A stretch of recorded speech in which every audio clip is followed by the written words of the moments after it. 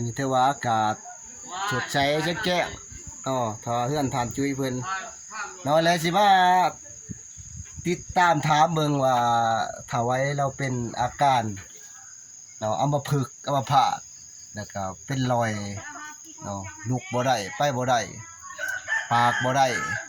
นี่แม่นทานไว้เพิ่นที่บ้านผมคงสิโดนแข่งคารวัน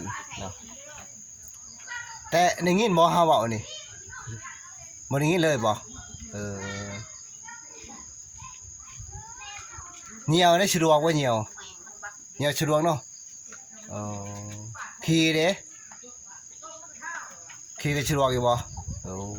ถือว่าได้ยินอยู่เด้เนาะยังได้ยินเด้ก็ได้ยินแล้วปากบ่ได้แต่ว่าได้ยินเนาะปากบ่ได้ย่างได้บ่ชักไปก็เท่าไปเห็นพูดไปถือเบิ่งตะแคงเมืองเดียวนี่มีที่ปากเลยถือว่าเราก็บำบัดจอนเคยแหน่บ่แม่นอันนี้แม่นทานไว้เนาะเราเป็นอัมพฤกษ์อัมพาตแล้วก็เป็นรอยปากบ่ได้เพราะว่าเป็นระยะมาปีปลายเนาะคือว่าเราก็บ่มีครอบครัวมีแต่ลูกแต่ว่าลูกก็ยังน้อยมีแต่ลูกดูแลเนาะแต่ว่าได้การมีแต่ด้วยการบำบัดแล้วก็กินยาตุ่มยาพื้นเมืองเนาะแต่พี่น้องเฮาผู้ใดมีความมีรู้สงสารมียาดีๆมาให้เรากินแล้วก็ฝากถึงทาง YouTube แล้วก็Facebook แล้วก็ผู้ใดเกิดอีรู้สงสารเพราะว่าเราก็เป็นอัมพฤกษ์อัมพาตแต่ว่าได้ยินปากบ่ได้ย่างบ่ได้เราก็ใช้เวลาปีปลายพี่น้อง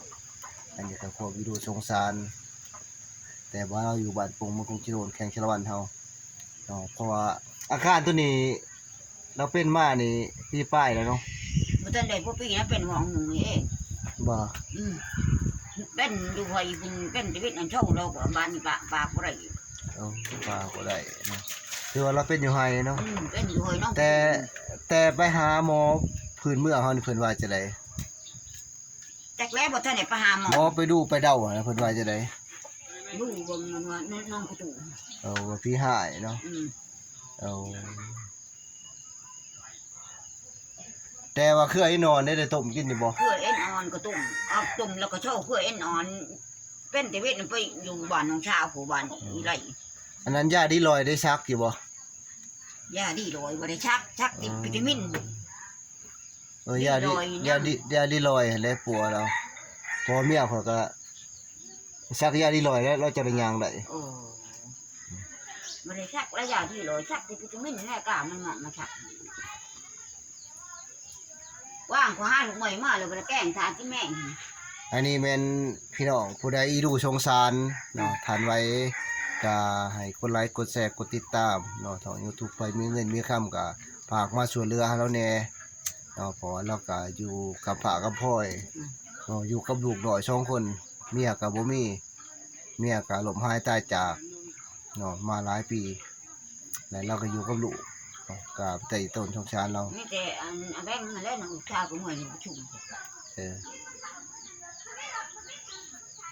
อาจารย์แล้วขอขอบใจแฟนๆ YouTube ผู้ติดตามช่องบ่าวบัวค่ำที่มารีวิวจนชักยาที่ลอยว่าจะเค็มทานไว้ที่เป็นรอย